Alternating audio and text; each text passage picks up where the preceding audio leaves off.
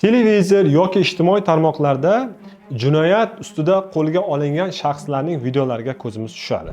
Demak, mana shu holatlar qanchalik qonunga to'g'ri? Jinoyat huquqida aybsizlik prezumpsiyasi degan norma bor. Ya'ni Konstitutsiyamizning 28 va Jinoyat protsessual kodeksining 23-moddasida demak aybsizlik prezumpsiyasiga ta'rif berilgan. Demak, unga ko'ra shaxs qachonki aybdor deb topiladi, faqatgina sudning qonuniy hukmi chiqqandan so'ng, ya'ni sudning qarori qabul qilingandan so'nggina shaxs aybdor deb topilishi mumkin. Demak, sud qarorigacha bo'lgan vaqtda shaxsni aybdor deb topish mumkin emas. Demak, mana shunday holatda aybsizlik prezumpsiyasi amal qilinishi kerak.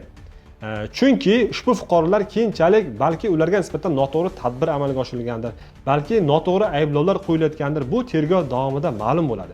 Demak, mana shu jinoyatga oydinlik kiritilmasdan ommaviy axborot vositalari orqali ma'lum qilinishi fuqarolarning demak oilalariga va tanishlariga nisbatan salbiy fikr va mulohazalar paydo bo'lishiga olib kelishi mumkin.